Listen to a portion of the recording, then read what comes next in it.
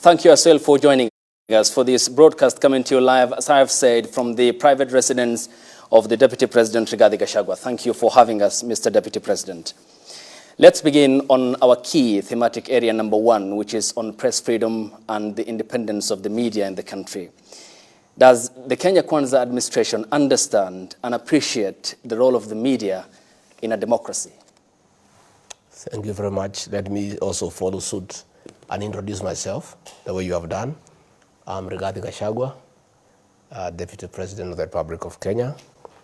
As an African elder, I cannot start speaking before welcoming you to my home. Welcome to my private residence. Thank you. I've lived here for the last 24 years. I'm sorry my wife is not here. She's out of the country. But I will try to make you feel comfortable within my ability. Okay, thank you. The Ruto administration believes in all freedoms as per our constitution, including the freedom of the press. The fact that 6 media stations are here is a clear testimony of my faith in the freedom of the press. That's why you're here. If we did not believe in freedom of the press, I will not grant this interview. The media plays a critical role in informing and educating the people of Kenya. The free media is a good thing for this country. In the 80s, we only had KBC and the Voice of Kenya then, and government would chaperone information the way it wants. But with a liberal media, it's good for the country. People have choice. You cannot cheat the people of Kenya anymore. If one station is biased, they just switch and go to the next one. Press freedom is important and a critical component of our democracy. And President Ruto and I are beneficiaries of a free media. And our democracy is strengthened when we strengthen press freedom. But as much as we have freedom of the press, it goes with responsibility. You have a responsibility as a media to be objective and to be accurate. And I request the media also to be fair. Just like you are free to criticize the government and to criticize anything under the sun, you too must allow people to criticize you. Affirm you where you do well, encourage you when you perform well, and point out where you are failing. When you are not objective, we'll tell you are not objective. And it's our right. We don't have to be right, by the way. It's our view. If I find a certain media station is not objective, I'll say so in broad daylight. If you find the Deputy President is out of order, you also say so. But let us not have rules for one group and not for another. You also must allow us, as leaders of this country, as Kenyans also, to hold you to account as you enjoy the media freedom that is enshrined in the Constitution.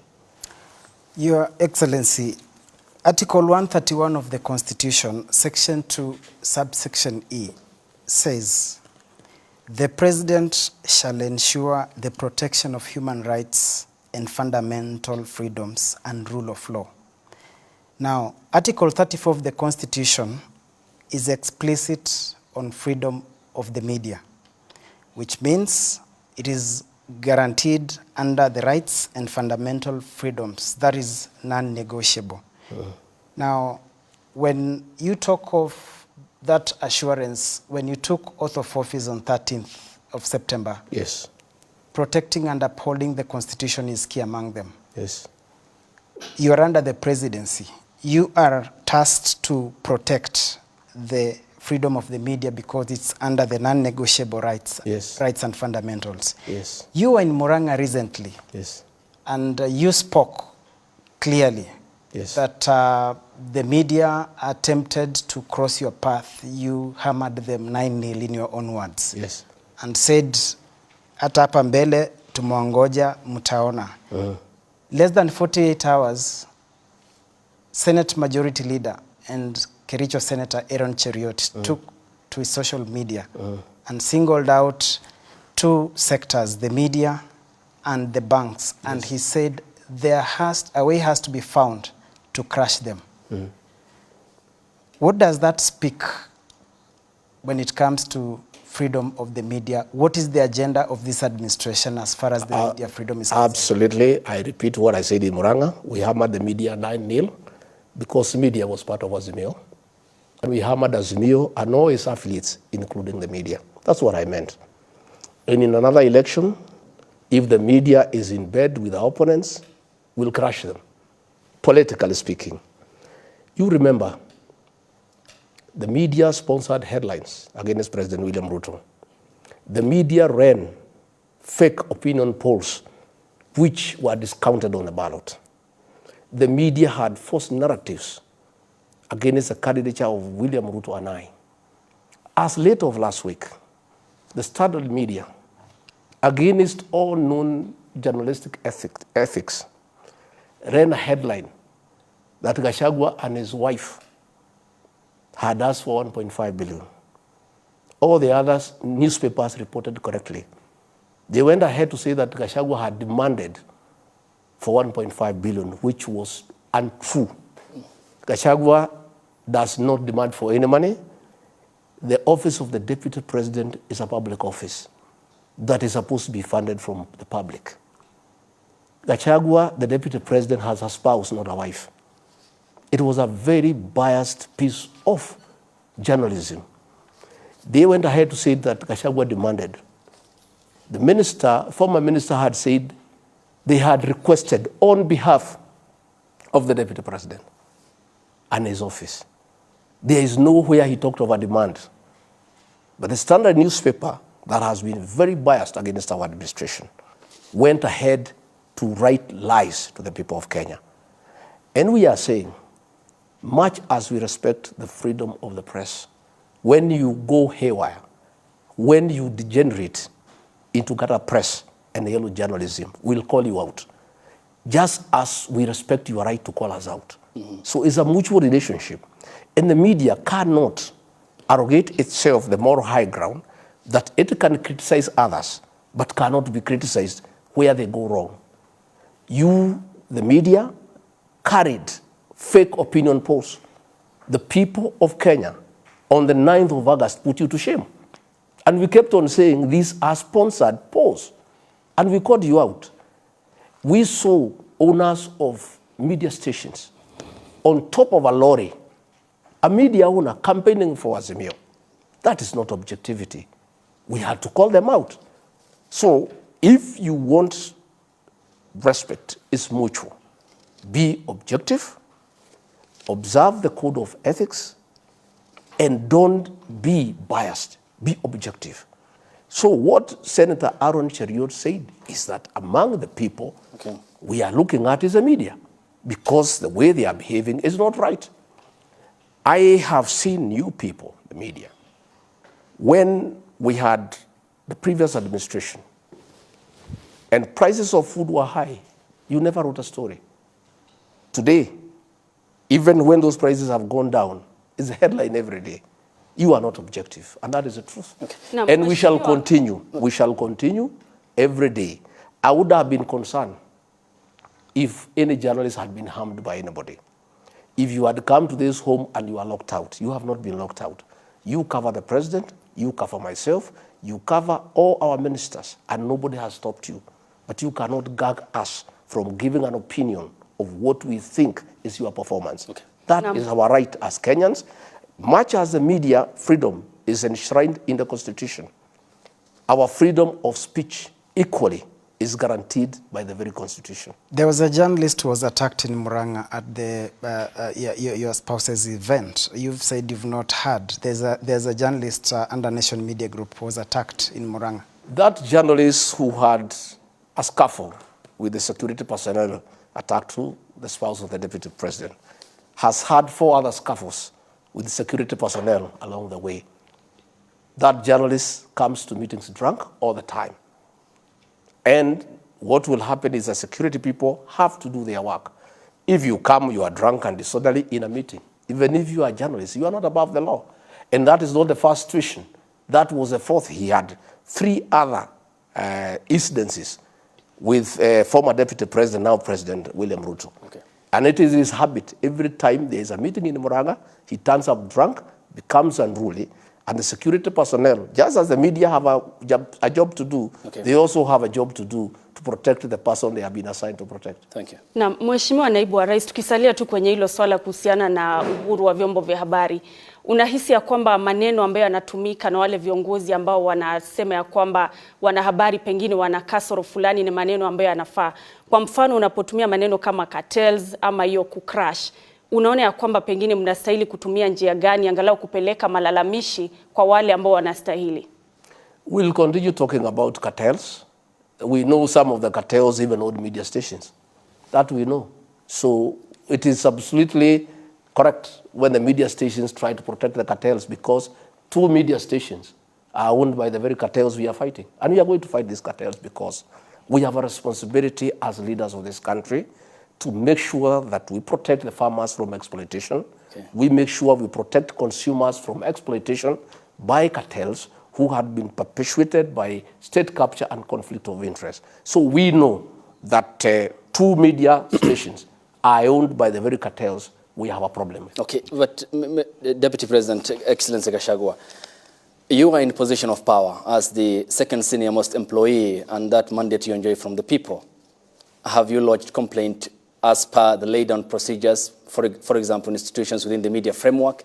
I mean, there is vagueness about people you want to name. You are saying issues of cartels, but have you followed the right procedures and channels as laid down in law? I am a leader in this country. One of my duties is to comment publicly about the issues that I think I need to comment on. I have no faith in that mechanism, because that mechanism that regulates the conduct of the media watched as the media went rogue, as the media became biased against William Ruto and I, and they never raised a finger. So asking us to go and complain to the Media Council is a waste of time, because when the media went against us, you know, bare knuckles, headline after headline, calling us thieves without evidence, calling us all sorts of names without evidence. We did not complain because it would have been a useless venture to complain.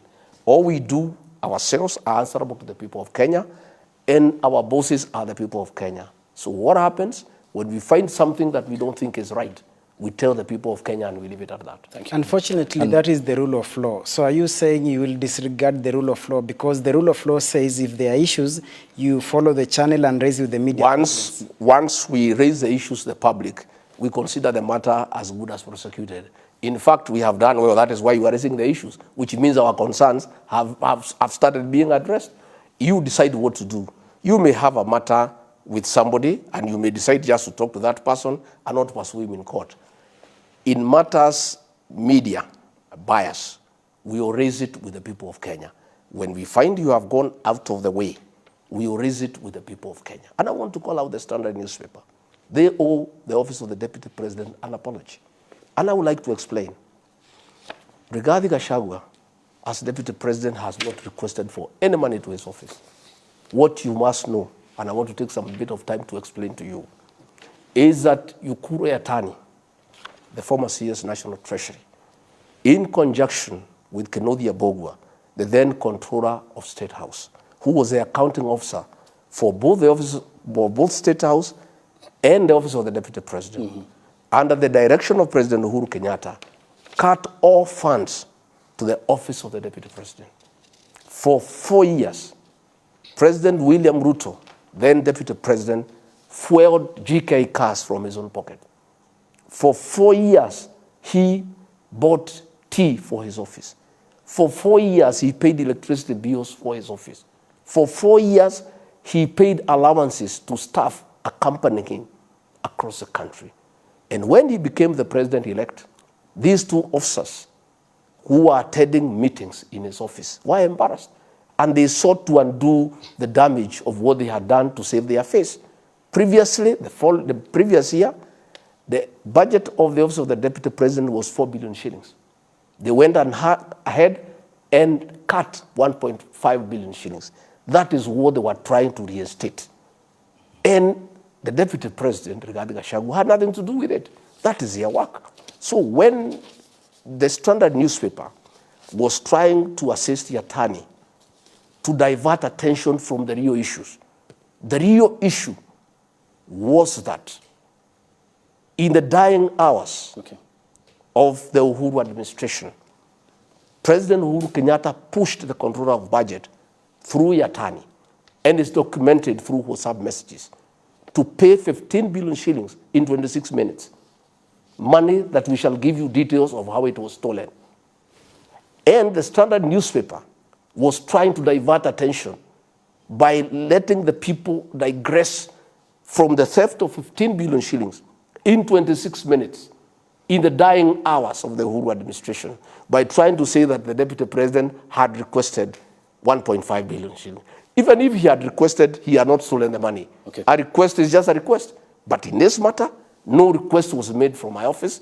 It is the Controller of State House who made a request, and they were trying to undo the damage they had done to President William Ruto to save their face. So I would like to say, when such issues happen, we shall call you out, because we expect the media also to be responsible. And we expect the media to know the elections are over. Azimio lost. We know you went to bed with them. Can you stop living in denial and get back to work and work professionally and objectively and report to the people of Kenya the happenings as they unfold? Your Excellency, Section 27 of the Media Council Act, I want to go back there. Section 27 of the Media Council Act establishes a Media Complaints Commission. One of the main mandates of that commission is to handle complaints from the public. You've clearly stated that you are not going to seek redress through such mechanisms. Does that mean that now we have two sets of rules, one for the common Mwananchi and then others for the Deputy President? Absolutely no. You have a choice whether to complain or not. Even in normal times, there is somebody who can abuse you, and you decide to live with it. You don't have to report because there is a law against abuses. It's your choice. In our cases, we are leaders. Once we have let the people of Kenya know that the Standard is biased, we leave it there. It is the people to judge. And the fact that you guys now are feeling it is very good for us. It's very good for our democracy, because we are having this discussion. You expect to be biased, to be subjective, but you don't want to be questioned by anybody. Yet, every day you hold us to account. You hold everybody to account. You don't have that preserve. That is only you who can hold others to account. The media too must be held to account. And we'll call you out when you become biased, when you are not objective. We have a right as leaders, as a country, as a people, equally to call you out. Excellency, before we move to the next itemized agenda, which is on governance, one final question on this. We are a democracy, and you have stated that. You have the right to be offended and the right not to be offended in democracy, because we are a secular society. And the media professionals have largely adhered to the code of principle and ethics, which is objectivity and the right to fair coverage for all the parties. You have talked about crushing in terms of political. You have said you will not complain as per the laid out procedure, and that you will complain to the people. The people voted for the Constitution, which provides for that avenue. We are still hanging, there's something loose about it. Are you assuring the Kenyan people that the freedom of media in Kenya is here to stay for this administration? The freedom of media is here to stay, but you are saying that you have done objective and fair coverage. That is a lie. During the last election, in Citizen News, they would give Raila Odinga 20 minutes and give President William Ruto 3 minutes. We complained, we stopped complaining because nothing was being done about it. Raila Odinga was being given free live coverage. 5 days before the election, on Saturday, I think the 6th, I approached Inoro Station. I said I want to buy live coverage. They charged me 4.6 million. I said I'll pay. On the last day, they said, no, we can't give you live coverage. Keep your money. Thank you. And I was paying for the space. Because Uhuru Kenyatta knew that if I had 2 hours on Inoro TV, 5 days before the election, I would talk to the Kikuyu nation. Thank you. The media has not been fair. It has not been balanced.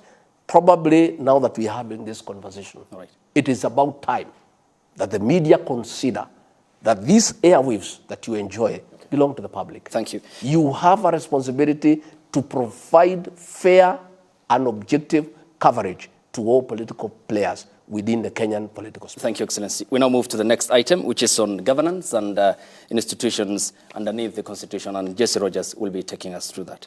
Okay, Your Excellency, perhaps just to begin on matters governance, I'd like to touch on your declaration that government appointments are sort of a preserve of those who voted in favor of the Kenya Kwanza government. Just perhaps to put the words into context, quote unquote, this is what you mentioned: the government is a company that has shares, their owners who have majority shares and those with just a few, while others do not have any. You invested in this government, you must reap. That's what you're quoted as saying. And as a matter of fact, we believe today you agitated for the same message at Tharaka Nithi County while you were with the president. And that begs the question, this is a symbol of national unity, the presidency. And in fact, is it your sincere thought that this is how governments should work? Thank you very much for asking that question. It's a very pertinent question. What I said in Kericho, and I believe in it, is that a government is like a company. I didn't say a government is a company. I said it's like a company.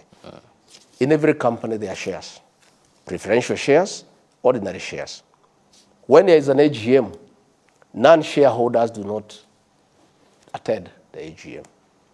When there are dividends to be divided, they are divided according to the number of shares. That is the truth. What I said is that as a government, in terms of development, in terms of public resources, all Kenyans must be treated equally. And the president does not dish out development. Appropriation of funds for development is done by the National Assembly, and all parties are represented through the budget cycle. And therefore, the issue of discrimination, in far as resources are concerned, is non-existent.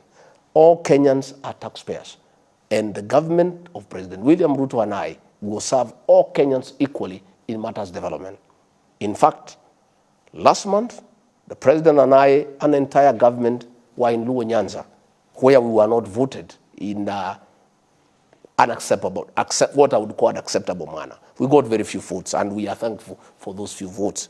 We were in Siaya, unveiling development projects. We were in Homa Bay. We were doing 2,000 affordable housing. We were doing a PIA at Homa Bay. We were in Kisumu. Because even if those people did not vote for us, they are Kenyans and they pay taxes.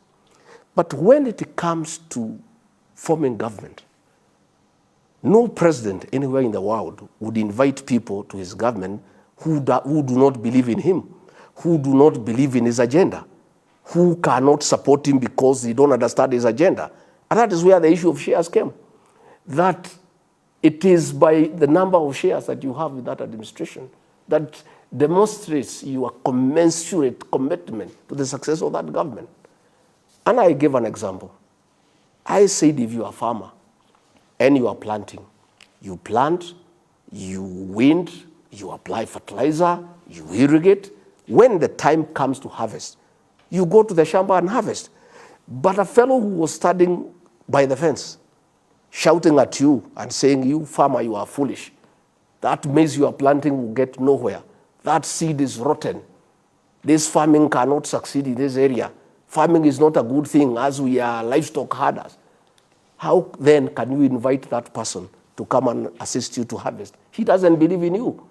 What I said in parables, and I like using figurative language because I'm a student of literature, and it's one of the most effective ways of communicating to the people, especially the people down there at the bottom of the pyramid. And that's my gift. I talk to the people directly. What I was saying, the people who are opposed to President William Ruto, saying that he is a thief, he is incapable of running this country, he has no agenda, the bottom-up economic transformative agenda is useless. There is no way we can allow him to invite those people to his cabinet, to be his principal secretaries, to be ambassadors. They do not believe in him. They do not believe in his agenda. How then can they come and demand to be included in that government? That's what I was saying. Okay. When I go to State House, and I said, I fight them there.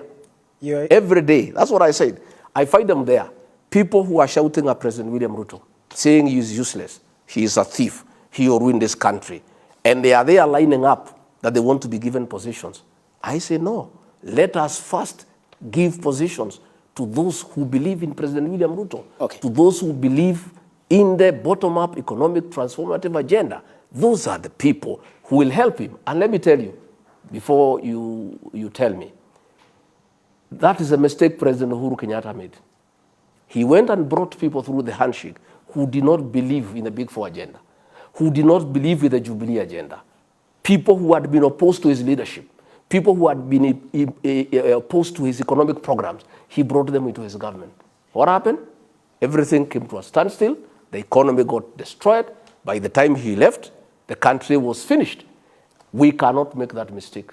And that is what I meant. But in matters development, in matters public resources, every Kenyan will benefit from this government. Your Excellency, with all due respect, Article 38 of the Constitution talks about political rights in the sense that every citizen is free to make political choices. That is a fundamental right and freedom. Absolutely. So what are you saying by saying the former president made a mistake to bring other people who never supported him into government? And what are you saying? Because if it's a right for every Kenyan to make a choice, it's a right. And then tied to Article 131 as the presidency, the symbol of unity. That is true. So in essence, that is true, but choices have consequences. That is true. It's a political right to choose whoever you want, but choices have consequences. Okay. There is no way you can say you don't believe in William Ruto. You don't believe in his programs. You don't believe in his what he stands for, and then you want to be a member of his cabinet. How can you help him to transform the country? How can you help him govern? What I'm saying is, even in those areas where we are not voted for, we have people in the cabinet who believe in us. It does not mean because that area did not vote for us, everybody in that area does not believe in us. Eliud Awalo from Siaya believed in William Ruto and the bottom-up economic transformation agenda. And that is why today he is cabinet secretary for ICT. Raymond Omolo, he believed in Dr. William Ruto and the bottom-up economic transformation agenda. That is today why he is a PS for Interior. Mr. Kobundo is a CS for Trade. We are saying in every part of the country, there are those who believed in President William Ruto and his programs. So what we are telling Azimio people, when you make a bed, you must lie on it. Okay. Don't force us to take people who don't believe in us. Among your support base, we have people who believe in us. Those are the ones we shall choose, and those are the ones who will join our government. And in every part of this country, every community is represented. The issue we have with Azimio, they want us to bring us Azimio people in our government. But Deputy President... Because they sabotage our government, the way they sabotage the Uhuru Kenyatta, we cannot agree. Deputy President, in all fairness, you know, you can say whatever you've said, but the Azimio people are not here to say they're not lining at State House for government You will jobs. call them to ask them. But in all fairness, I'm saying, can you maybe say a few names, one or two, who are these people? I don't have to say because, let me tell you, these people, one, they say they don't recognize President William Ruto and they don't recognize his government. Then the following day they are saying this government is discriminating against us. How? If you don't believe in the president, if you don't believe in his government, how then do you expect to be included in his government and you have said yourself publicly in broad daylight that you don't recognize him, that he is not in office legally, yet you are claiming you want your supporters who are clapping when you are saying you don't recognize William Ruto to be in your government. On a further note, when we try to reach out to everybody for national cohesion, for national unity, we hosted members of parliament from ODM, from Luo Nyanza. What happens?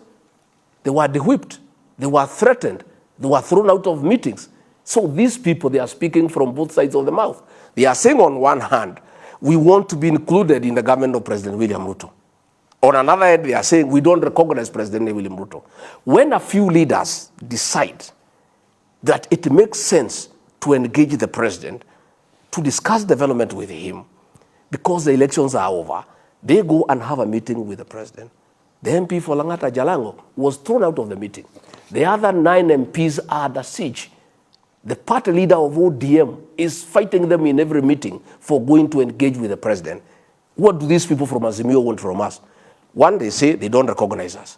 On the other hand, they want to be part of government. When we say, okay, come, we talk, they discipline the people who have come to speak to us. What are we supposed to do? Okay, Excellency, and just as we wrap up on this, there are 2 contrasting issues here. You have talked about the masses and the people who you said are lining up at State House looking for opportunities in government.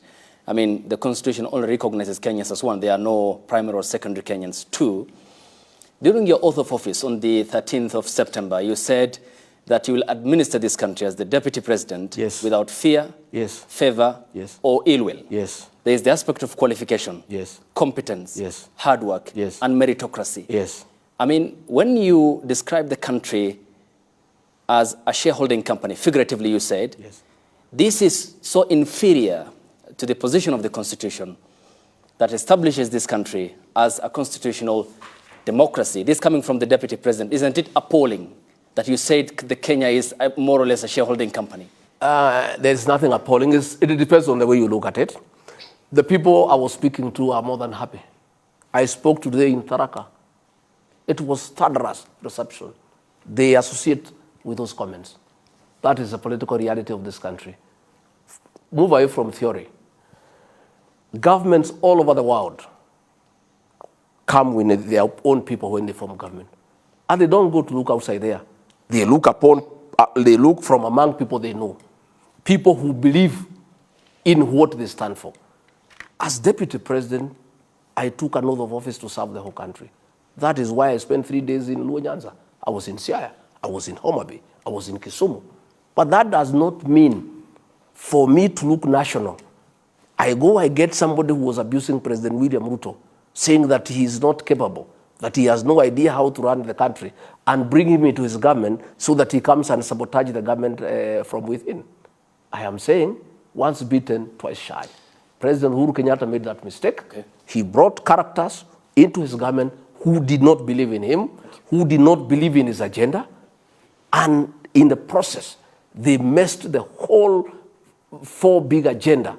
They messed the whole Jubilee transformative agenda because they did not believe in it. William Ruto will not make that mistake.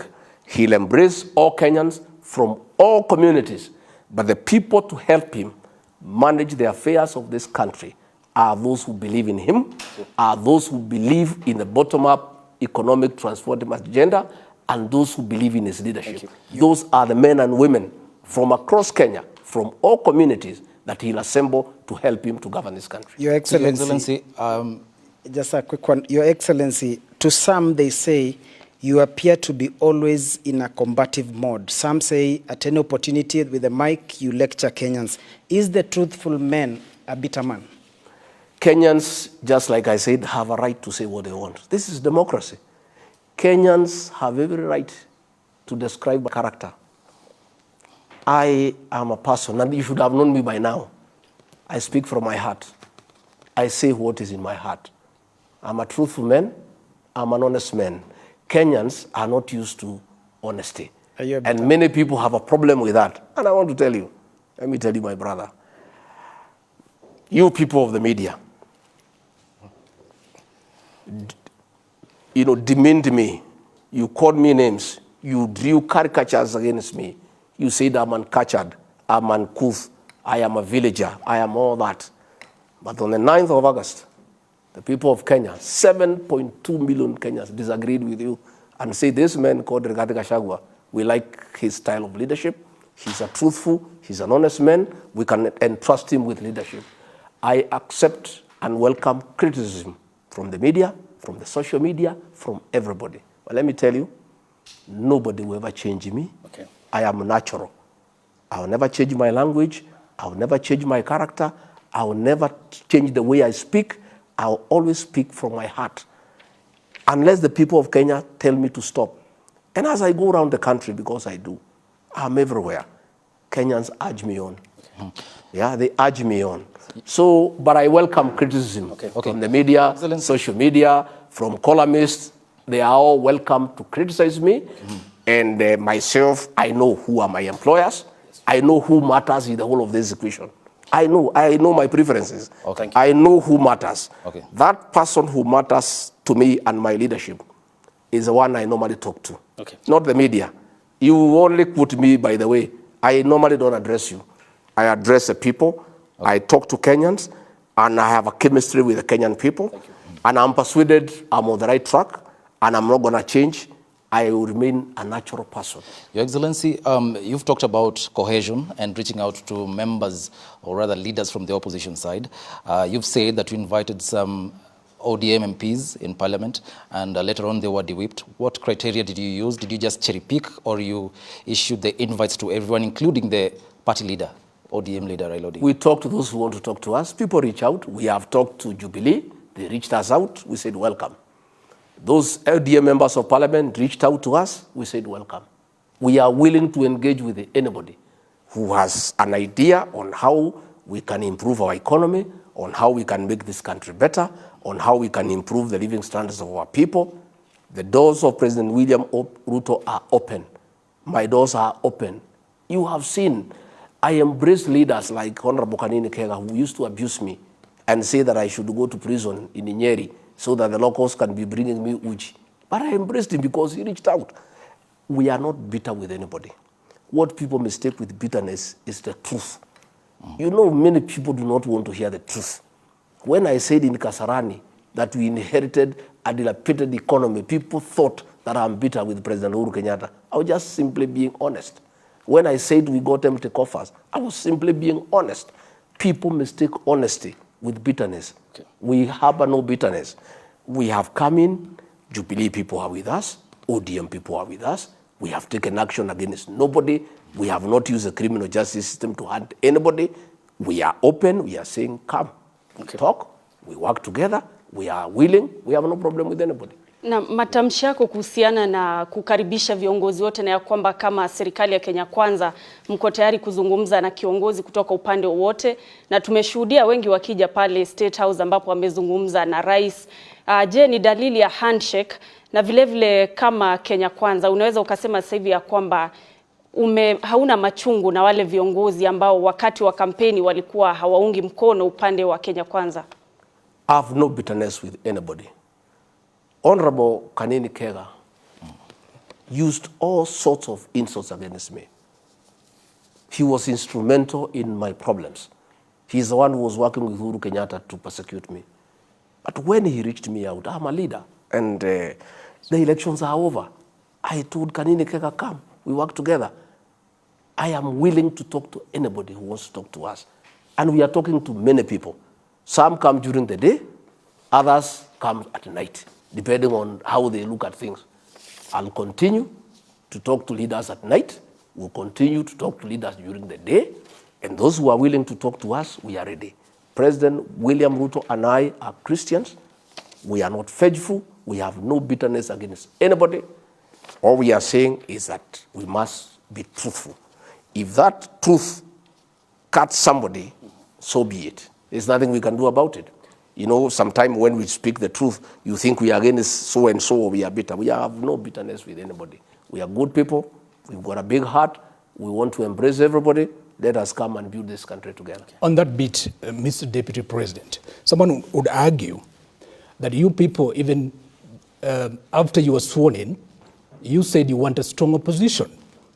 But here today, your party, UDA, is looking for, to cut MPs from ODM and Azimio and other parties, including Jubilee Party.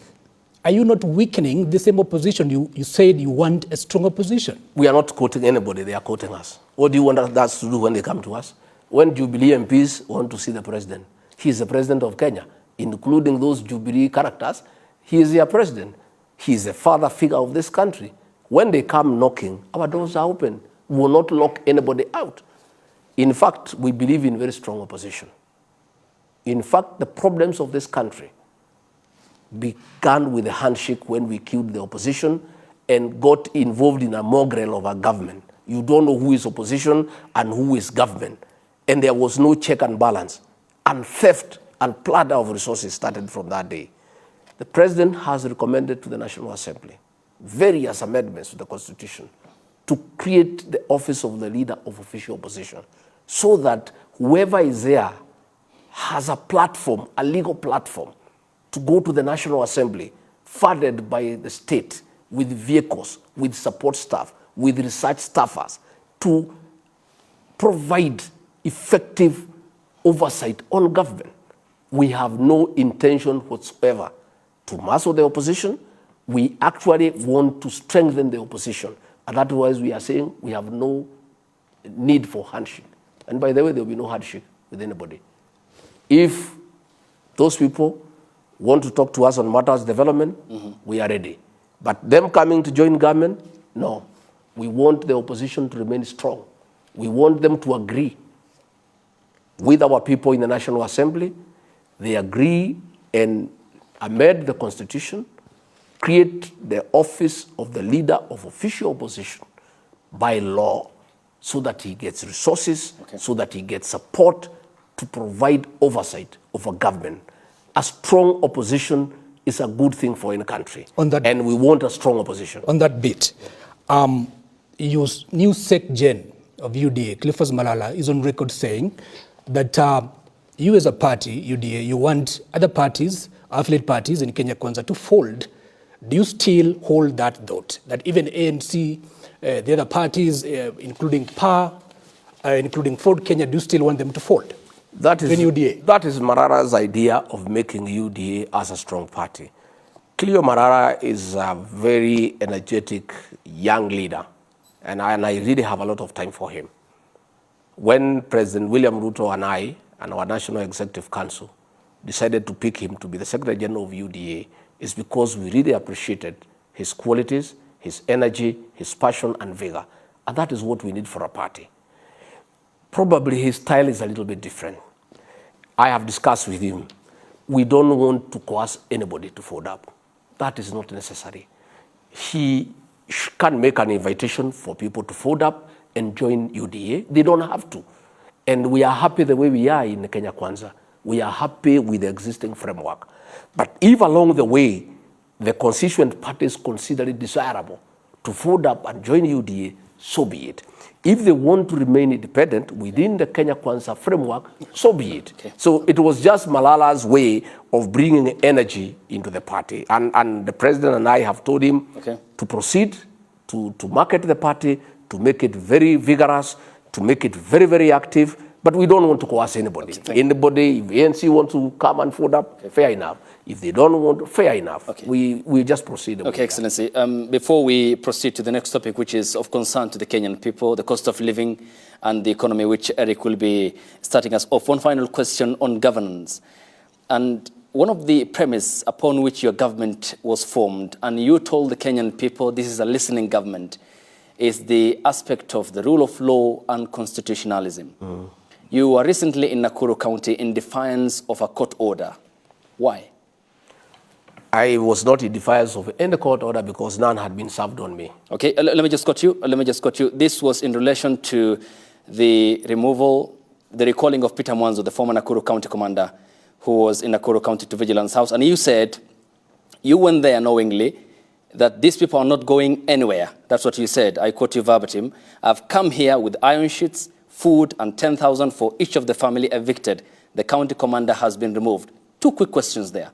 Why did you defy a court order? And was the former county commander recalled to Vigilance House by that directive that you made in Nakuru County? I did not defy any court order because none was served on me. You defy a court order if it has been served on you.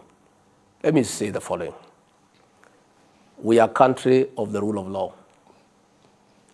We are a country that obeys court orders.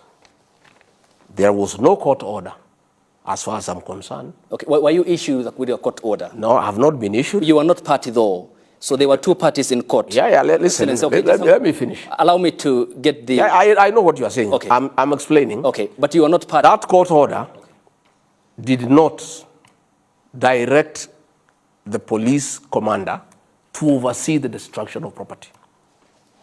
That court order did not direct the police commander to oversee brutal eviction of children and women. That court order called for eviction. It did not call for brutal eviction of children and women. It did not call for destruction of property.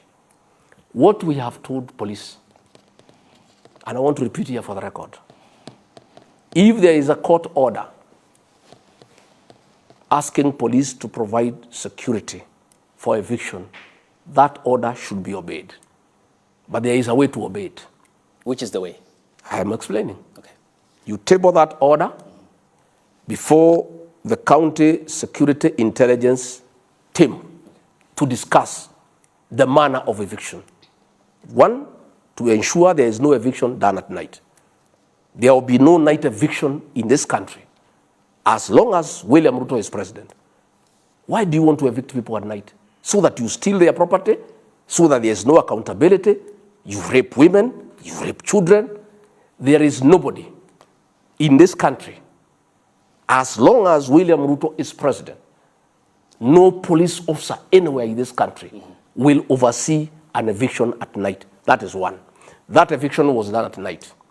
As a signal had been issued when President William Ruto came to office by the Inspector General of Police, directing all police commanders in Kenya that there shall never be a night eviction. That is why we removed him. During the night, property belonging to those poor men was stolen. Women were raped. Property was destroyed. I am Deputy President of William Ruto. I cannot sit in Nairobi when an overzealous police officer, using police officers paid by the public, using guns owned by the people by the taxpayers, using ammunition, go and oversee a brutal eviction in the middle of the night against helpless women and children. That will not happen. Number two, the police in that county committee on security and intelligence, a discussion will be arrived at on how to evict people in an orderly manner so that people are not brutalized. We have come from a government, the government that was there, the Uhuru administration, that was heartless, that brutalized its own citizens under the supervision of police.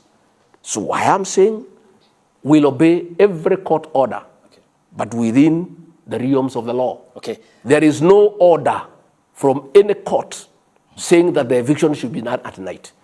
All things that are done at night are not good things. Why can't they do it during the day when everybody can see? That is why the police commander was removed, because there was a signal, clear. And I asked the IG for that signal and he said it to me, very clear. There is no eviction at night. Because why do you want to do it at night? What has happened in this country? In the last administration by Uhuru Kenyatta, the policemen went rogue and they brutalized the people of Kenya. You remember what happened in Kariobangi, what happened in Ruai. Kenyans were brutalized during COVID, when there are floods, when it's raining, under the watch of policemen. I am saying that will not happen, and that is why I went to Subukia to apologize to those people that our own government, a government they elected to office on the platform of not allowing brutal evictions, had actually supervised brutal eviction against the people of Kenya. Just on yes or no aspect, because still to quote you verbatim, you said any police commander should notify the County Security Committee and Intelligence before executing any orders for eviction. If evictions have to be done for whatever reason, even with court order, it has to be discussed by the County Security Committee. We have instructed the Attorney General to review the case. If that court order then, and the evictions as per the order happen during the day, will you defy the court order? Nobody, the court order will be obeyed, but its implementation will be done according to our rules. Thank you. Yes, sir. Just on that, and very briefly, before we move on to the next topic of discussion, when the Kenya Kwanza administration took over, you said that you're handing the National Police Service its own budget to make it independent. Are you confirming now that the executive still has a hand in how the National Police Service operates? The police service, the National Police Service is independent. We have given the Inspector General financial autonomy. He is now the accounting officer. Okay. He needs no direction from anybody on how to work. But the government also has policies. And the Inspector General of Police has been hired by President William Ruto. President William Ruto has a manifesto. He has a covenant with the people of Kenya. One of the things that we agreed with the people of Kenya is that there will be no brutal evictions at night. When President William Ruto hired Japheth Kome as IG, he made it very clear to him on what had been agreed on with the people of Kenya. And before he took the job, he agreed that the policies that had been agreed on in matters policing will be observed. Okay. And let me tell you, we have a very, very professional Inspector General of Police, Japheth Kome.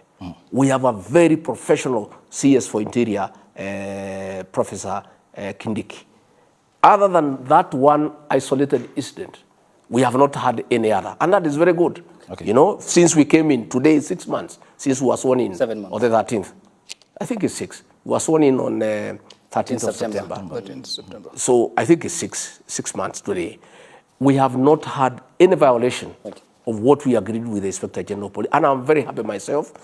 Even when I discussed with the IG on that issue, he dealt with it very fast. And action was taken and things have been normalized. Thank you. We do not interfere with the way police carry out their operations, but there are certain policies that were a covenant between the people of Kenya and President William Ruto. And all those who have given jobs must adhere to those policies. Fair enough, sir. Let's talk about the cost of living. And one of the things that we have to talk about is the cost of power. And I want to quote the chair of the Presidential Council of Economic Advisors, that is David D. I believe that his position is the official government of Kenya position. Using his verified Twitter handle, he said on power bills, we have two choices: costly power available 24/7 or cheap power available a few hours a day like South Africa. And he went ahead to say, if you care to peruse our manifesto, you would have noted that cheap power does not feature in our pledges on electricity. But your manifesto actually had promised to lower the cost of electricity in a 3-point plan. Referencing that tweet by David D., I have two questions. When should Kenyans expect the cost of electricity to be lowered? And two, is the government planning to introduce power rationing? First and foremost,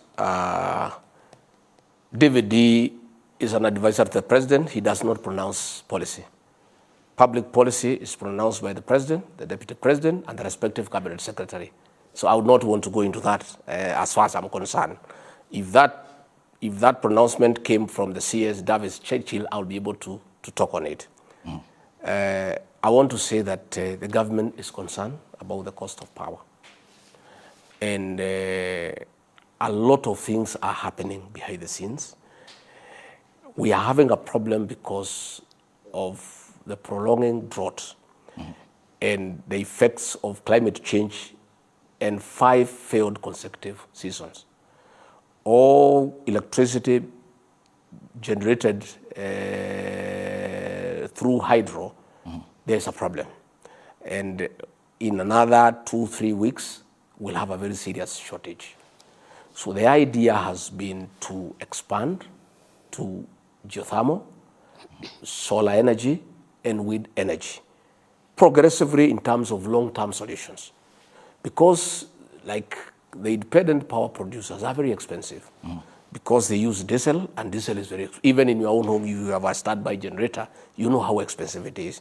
So the government is well sized that the issue of cost of power is affecting the economy badly because it brings up the cost of manufacturing, and that cost of manufacturing due to cost of power is passed to the consumer. So along the way, there are many things going on which I don't want to delve in at this stage because they are still at the policy level. They are still at a discussion in cabinet. I don't want to diverge what is going on in cabinet, but I want to assure the people of Kenya that there is a big team of men and women, experts on power, who are burning the midnight oil to come up with sources of alternative energy with a view of bringing the cost of power down to boost manufacturing and production. Because as long as the cost of power is up, we will not be able to bring down the cost of living. So it is something that there is a team of men and women who are working day and night. And in the next several weeks, there will be a policy pronouncement on that aspect of what the government intends to do to bring down the cost of power. Is rationing an option on the table? I can't say at this stage. I am hoping we'll not get a South African state where we have to ration. Okay. I hope we'll not be able to get there. I was in South Africa in December, and it's not a very decent way of life. But I am saying that discussion is going on. We need to appraise the situation. What are the water levels? What is the amount of power we can get from the hydro dams? What is it that we can get from geothermal? What is it we can get from solar? What is it we can get from wind? What is it that we can get from across the country, against our overall requirement? And then decisions will be made depending on the deficit. Okay. All right, Mr. Deputy President, looking at the cost of basic commodities such as unga and such commodities, would you say that in the 6 months that you have been in power, you've done enough, the most that you could have done as a government? I think we have done extremely well. When we came in, the cost of unga was between 230 to 250. And at that time, there was a subsidy.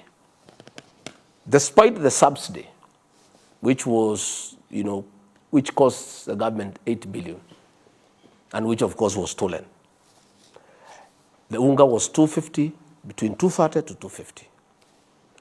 We have worked very hard. And now unga, depending on where you are buying, is between 170 to 191. As of this afternoon, at Naivas supermarket, it was 178 per 2 kg. And I think coming down to 50 shillings, 45 shillings, without patting ourselves on the back, I think we have done extremely well. And that has been short term. The long term, we decided as a government, and under the wise leadership of President William Ruto, on advice of serious economists, that subsidizing consumption is foolish because it's not sustainable. You cannot subsidize consumption. And the president was well advised, and after analyzing all the advice from all sorts of experts and economists and putting his own thinking into it, decided that the way to go is to subsidize production. And that is why immediately after coming into office, we set money aside to subsidize the cost of fertilizer. Fertilizer that was going a 50 kg bag at 7,000 is now 3,500.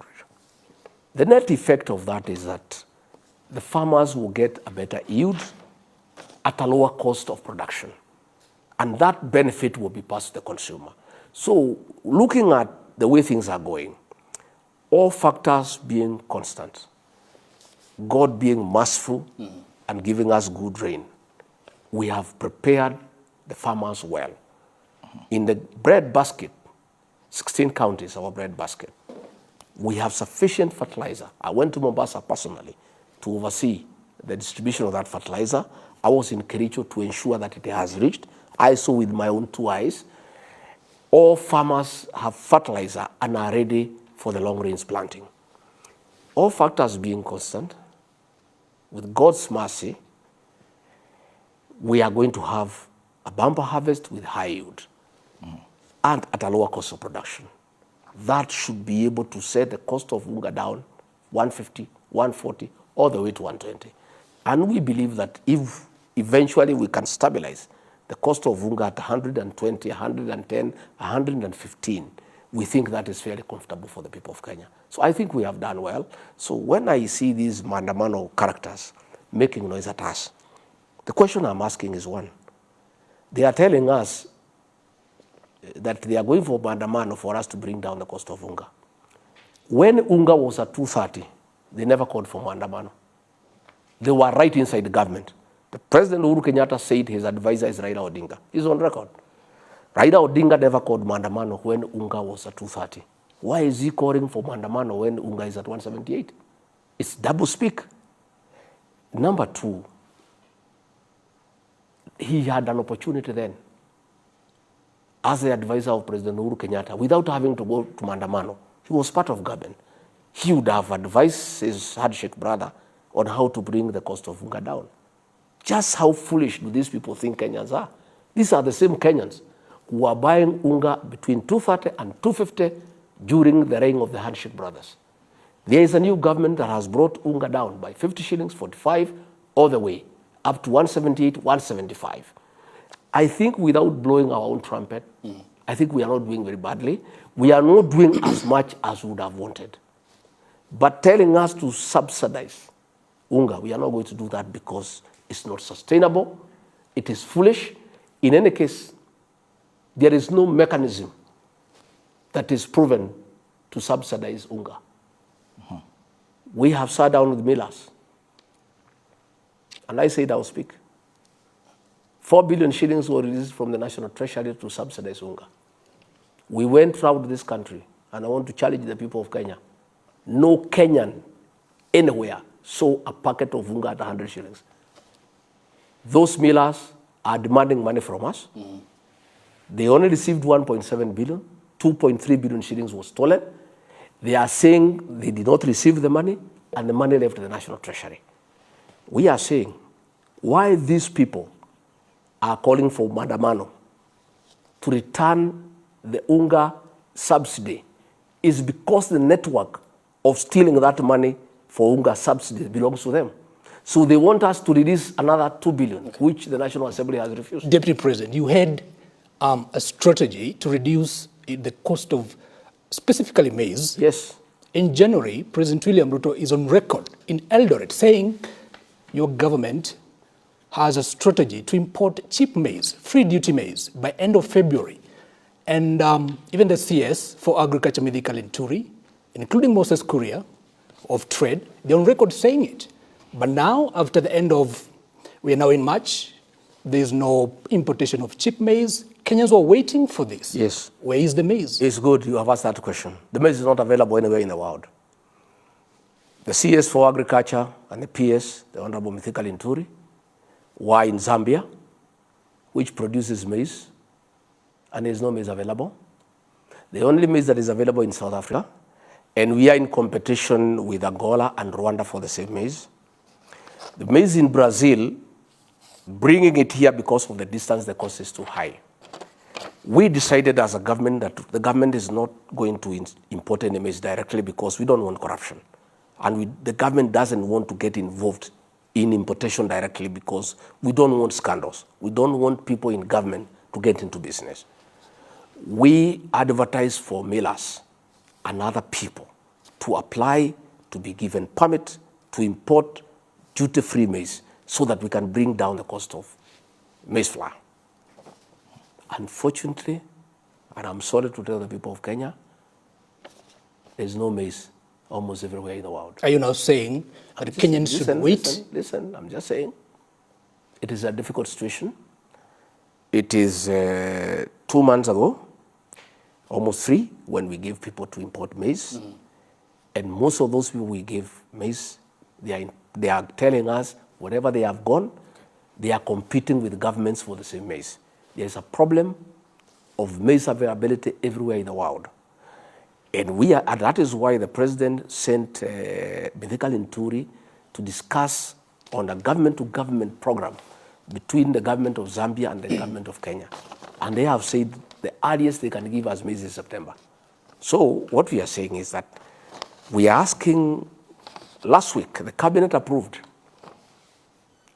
the importation of another 500,000 metric tons of maize, this time not to freelance importers, but to the millers themselves.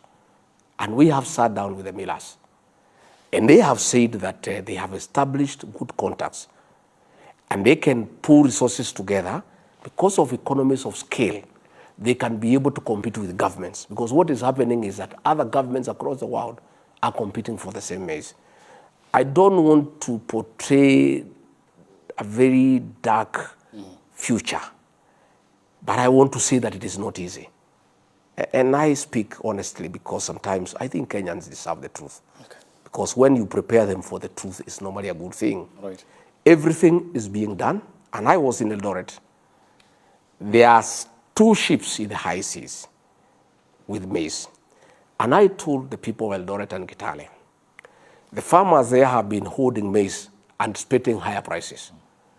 And the prices are already very good at 6,000 per 90 kg bag. And I did tell the farmers, when these 2 ships arrive in the country and the maize is offloaded into the market, the prices will come down. Please, release your maize. If the farmers in our breadbasket counties, the 16 of them, agree to release the maize that they have, if they can be patriotic Kenyans, to understand that people of Kenya need food, and the maize they are holding is making the prices go up, if they can agree as early as tomorrow to release the maize that they are holding into the market, the prices of unga will come down even to 140. So I want to use this platform to make an appeal to all maize farmers across the country to be patriotic, to think of their brothers and sisters who are suffering, to consider at the current prices, which are very good, by any standard for the farmer and bad for the consumer, for the benefit of the consumer and the Kenyan people, to consider to release into the market all the stocks of maize that they are holding. Okay, Mr. Deputy President, thank you. And again, we have also agreed. Okay. The animal feeds millers are competing with human beings for maize for the animals. So what we have done again, the cabinet has approved the importation of yellow maize for livestock, for animal feed millers, so that they stop competing for the white maize, and that will lessen the strain on us. So we are saying the yellow maize that has been approved by government to be imported duty-free for animal feeds, I want to ask the miller, I met them personally, to take advantage of that window, import as much as they can, and produce feeds for the animals. Again, yellow maize, for those who wish, the government does not want to recommend it to anybody to eat yellow maize. But yellow maize is good. Okay. If you go to the supermarket, there is yellow maize, and the price is higher than white maize. It's very nutritious. For those Kenyans who may want to consider to consume yellow maize, we are importing, both for human beings and for animals. When you say that there's no maize anywhere, and I remember the president in his Jamhuri speech, he said maize that was expected in January, an assortment of foodstuffs. That was the wording he used. Then the 2 CSs came and informed the nation that maize will come. And you've said you are speaking the truth. You've gone around the world, there's no maize anywhere. Did the government mislead Kenya? Maize is available, but the prices are higher than what we have here, okay? The maize that is cheaper that we can bring in is what is having a problem. You can bring maize as far from Brazil, from America, it's fine. But because of the cost of transportation, when you add the price of maize in America, in Brazil, in Argentina, when you add the cost of transportation, you find that the price will be higher than what we have here, which then defeats the purpose of the importation. So the idea is that we get the millers to join, as they have agreed. There is a lot of maize in South Africa. They pool so that they are able to buy in bulk. Because what is happening in South Africa, they want to sell in bulk. Okay. And the people we have given that importation are not able to buy in bulk. So there is a strategy by giving 500,000 metric tons to the millers to import from South Africa or elsewhere, and that will be able to deal with the problem. Okay, Your Excellency, let me take you back to the issue of fertilizers. And you've mentioned that you were in Mombasa and you're satisfied by the way fertilizer is being distributed. Just a quick research shows we have about 14,000 registered farmers in the fertilizer subsidy program. Only 4,600 currently have received fertilizer. And then there's also the issue of decentralization. A lot of farmers or their representatives that we talk to say that there's the issue of decentralization. Most of them have to travel all the way to Kitale. Yes. And then the fertilizer that they have is the NPK type, but they prefer the DAP to the NPK type. I just want you to address the issue of decentralization and the issue of farmers saying that they have not been involved when it comes to making such crucial decisions. No, we are a responsible government that has done research and done tests on the soil and determined the kind of fertilizer that is required, and that is NPK. DAP has a problem with acidity, and most of the soils in the breadbasket areas are very acidic, and therefore when you put DAP, it does not help the farmer. Mm-hmm. But the farmers have a tradition, and sometimes when you have used DAP all your life, you simply want to continue using DAP. But this government is a responsible government. It has done soil testing and determined that DAP is not the correct type of fertilizer. Okay. But those who wish to buy DAP is available at the normal price in the shops. Okay. But for the subsidized one, it is the one that is recommended by government. Your statistics are not true. We have enough fertilizer everywhere. In fact, what we have done, we have now added the counties of Kisii and Nyamira. Initially, we had Kericho, Bomet, Uasin Gishu, Trans Nzoia, Bungoma, Kakamega, Nakuru, Narok. Mm-hmm. And we have now added Kisii and Nyamira, and a bit of Baringo in terms of the areas of the Damara vein. What we have agreed with the county governments, they are partnering with the national government, okay, so that they offer the last mile distribution. What we have requested the governors to do, where we have national cereals and produce board depot, the governors, because agriculture is a devolved function, can open many depots and sub-depots in every constituency.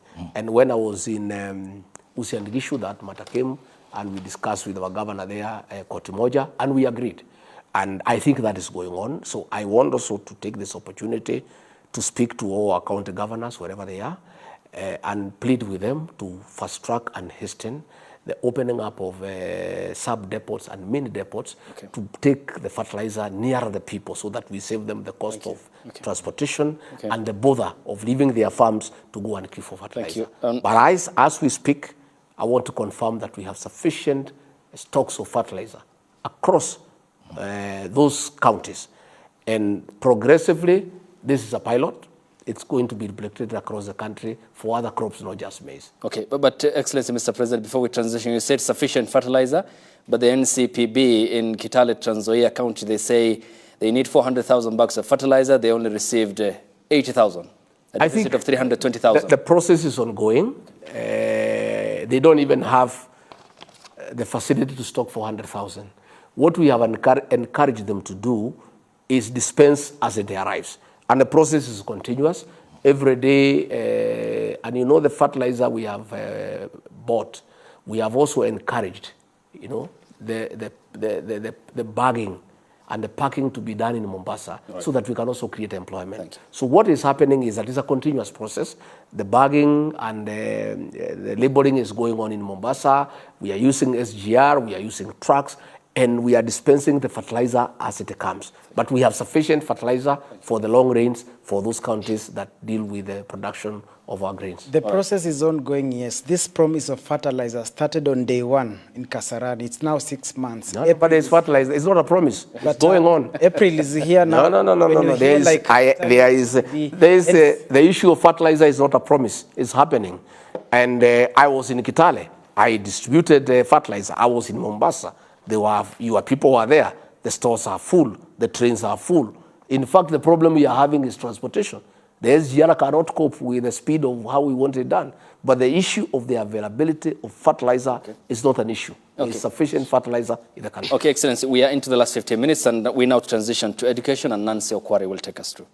Well, thank you so much. We can start by talking about the transition to junior secondary school.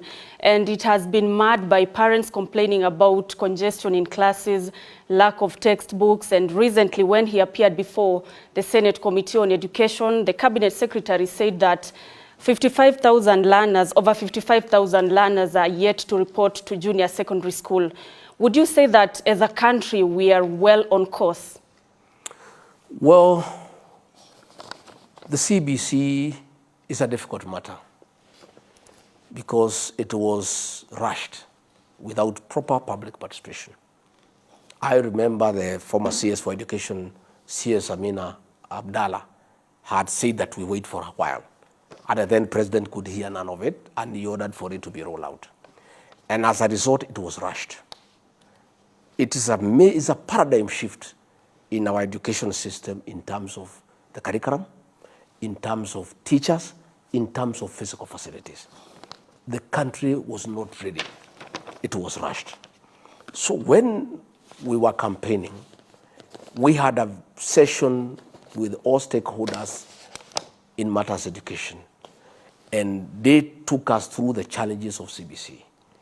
And on assuming office, the first month, President William Ruto established the Presidential Working Party on Educational Reforms. That party, led by Professor Raphael Munavu, has traveled the breadth and width of this country and talked to stakeholders, pupils, teachers, parents, educationists, private owners of schools, and they are in the last stage of compiling a report. But they did submit an interim report to the president because we needed to make certain decisions. Because, you know, there was an exam for the pupils in Standard 6, and they needed to know what is their future. And the report that came to the president, and the president concurred, the recommendation by the people of Kenya through the Presidential Working Party on Educational Reforms was that junior secondary school be domiciled in primary schools. And that decision has been made. Already, there is a crisis. The crisis would have been tenfold had we proceeded on the initial plan of those young boys and girls going to secondary school. Already the parents are having a challenge, even affording the school uniform for the junior secondary school. And the president has directed the Minister for Education to make sure that no child is barred from going to class on an account of not having a uniform for the junior secondary school. So I want to say that there are good elements in CBC, but there is quite a number of issues that require serious reform. So we have agreed as a government, we are not doing away with CBC, but there is going to be tremendous reform. And the situation we are in, it is because the previous administration did not have respect for public participation. They dictated a system without talking to the stakeholders. They needed to talk to the teachers. They needed to talk to the parents. They needed to talk to the educationists. And now what has happened is that they have been spoken to, and they have given their views on how to make this system work. We are waiting for the final report, which will be ready before the end of this month, on the various recommendations on how to reform CBC and other reforms in the educational sector, including training, including universities. You know, we have a big challenge in our universities where they are not able to sustain their activities because of lack of funds from the National Treasury. There are various reforms that will be initiated on how we handle our universities. There will be reforms on the TVET sector. So the whole thing, the Presidential Working Party on educational reforms will come up with a holistic recommendation on how to re-engineer the whole educational sector for the purpose of our children and for prosperity, for the years ahead. Okay, and Excellency Deputy President, when we talk about CBC, there is the pivotal question of teachers, and we are talking about 116,000 deficit at the moment in the country. Yes. There is the position of the chief administrative position secretaries in the country. Let's go hypothetical by the number that the former president appointed, 29. You will require 2 billion to maintain all the CASs who will be appointed, though this is not envisioned in the constitution. Why then not refocus this priority? Because this money can employ 5,714 teachers and also employ the 4,000 unemployed doctors in the country. I mean, talking about in the midst of austerity. Why do you need the CAS position, for example? Well, to start with, in matters teachers, there is a very big gap, the way you have said. In 6 months, the Ruto administration has done something that has never been done in the history of this country. We have employed 35,000 teachers so that we can start bridging the gap. Next year, we'll do another 35,000. We had initially wanted to do it in 2 years, 116,000. It was in our plan. But on reaching here where we are and looking at the economy and the performance of the economy, we found that we cannot fill the gap in 2 years. It needs to be spread across 5 years. But we have started somewhere. We have now rolled out the employment of 35,000 teachers, and that will really be a big relief to our schools. On the issue of saying that if we don't appoint the CSs, then it can go to the teachers.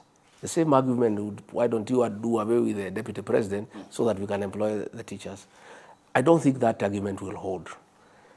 The president, in his wisdom and governance structure, from time to time will determine the levels of support that he requires to govern. We have found a country that is in a hole. We are trying to get out of that hole.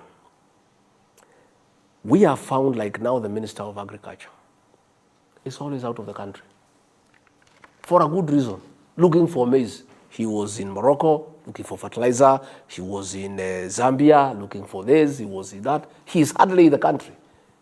And he's not out there having leisure. He's working. He needs to leave somebody here to handle other matters that are supposed to be handled by the minister.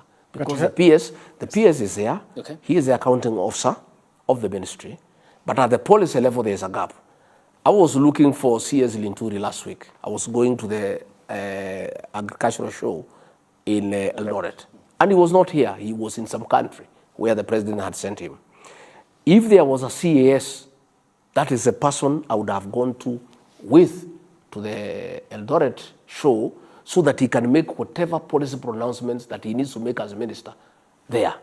But I had to recall Inturi from wherever he was. He stopped what he was doing to come back so that we go for the show. Because what happens when you go to meet farmers, when you go to meet exhibitors, there are certain issues that will be raised that needs the minister to be there to make an answer.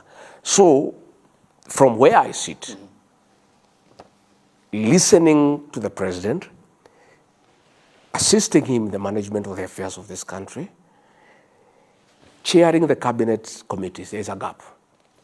There's a serious gap.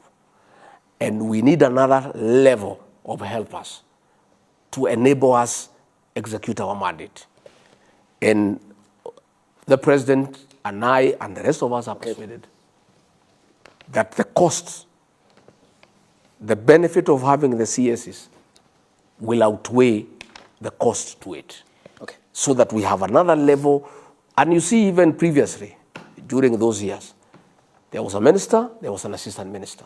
When the minister is not there, the assistant minister will go to parliament and answer questions. We are reaching a place where we are getting stuck because, you know, as a country, we have agreed that the model of development is PPP, public-private partnership. We have a lot of work to do to engage with investors across the world. This means that the cabinet secretaries at their level needs to travel to enter into agreements with various countries, with various investors. And what happens when they are not there? There is a gap. So in the next few days, the president will name the CSs. And by the way, it's a recommendation by the Public Service Commission. And those people will go to parliament, they will be vetted. Then they will come and add value to the government by assisting the cabinet secretaries and by, you know, filling that gap where we are getting caught up in situations that are not very neat in terms of service delivery. Thank you.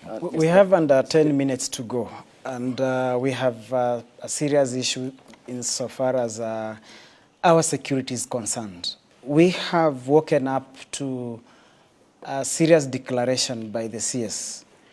Then the announcement that in 7 months, 135 Kenyans have died, including 20 security officers. In 1 week alone, Samburu West, areas of Malaso, Pura, and Kurkur, a dozen killed. 6 people killed in Tot Marakwet. At the time, we have a multi-agency operation on the ground.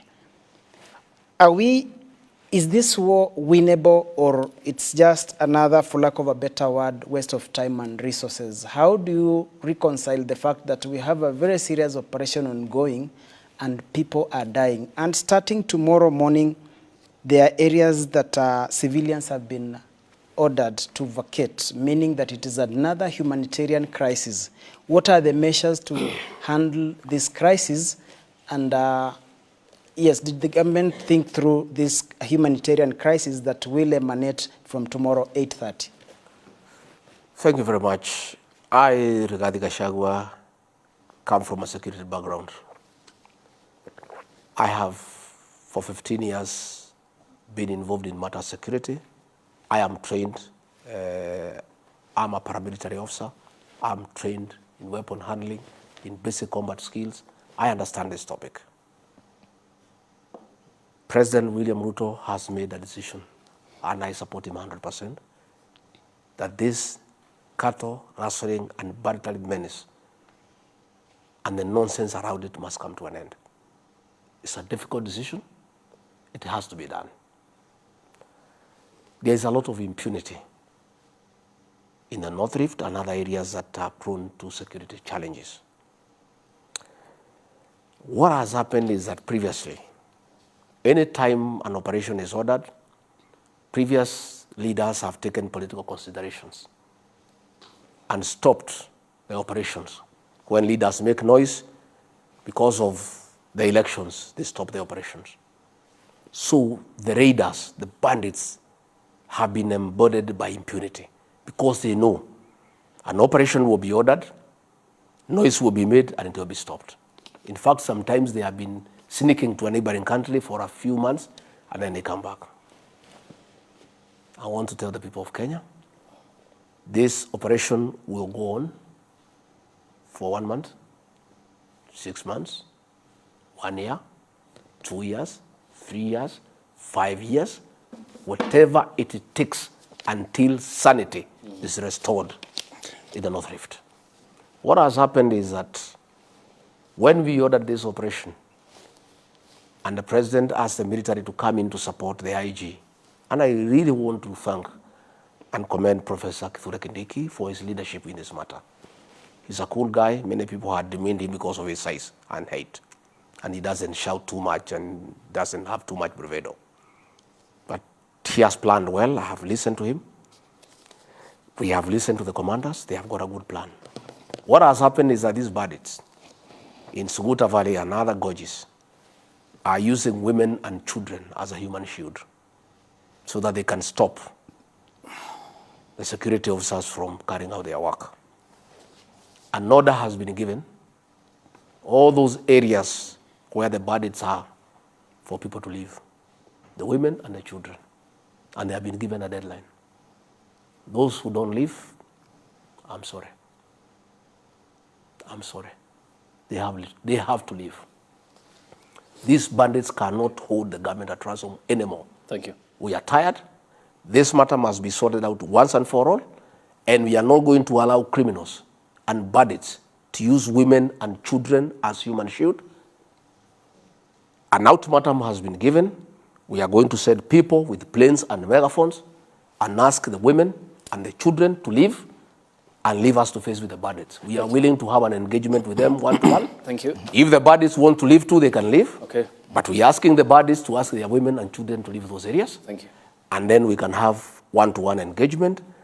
But this government is a government that will sort out that nonsense once and for all. Thank you, Your Excellency. At the best interest of time, we have to leave it there. Many thanks for your hospitality, and we thank you for heeding our invitation to talk to the Kenyan people on vast array of issues. Of course, because of their extensive nature, they can't be done within the time frame allocated always on television, but we appreciate your company and your availability, and we look forward to many more engagements. Asante sana. Thank you very much, ladies and gentlemen. And this is not right. You are not gender sensitive. Next time you have an interview with me, if you are not gender sensitive, I will not allow you in, even if you accuse me of not respecting press freedom. I think you guys have been criticizing us. Thank you. For the two-third gender rule. Asante. And here you are practicing discrimination. But I want to thank you for the interview. Okay. And we respect press freedom. Yes. And we ask you to be objective. Well, that is be fair. The surety that Kenyans are waiting for. Asante sana. Thank you so much. To Nanso Kware, my colleague from the Kenya Broadcasting Corporation, Jesse Rogers from KTN News and Standard Group Limited by extension, Duncan Khaimba from Nation Media Group, NTV, that is Giverson Minor from K24 and MediaMax, and Eric Munene from TV47 and Radio 47 as well, set for launch tomorrow. And thank you to Your Excellency for your time and company. Thank you to you too, the Kenyan people, for watching. We aspire to be objective, professional, as we are your avenues for getting information from Kenya and across the world. And we aspire and pledge to hold those in power to account, since all power and sovereignty belongs to you, the Kenyan people. Thank you for watching, and have a good evening.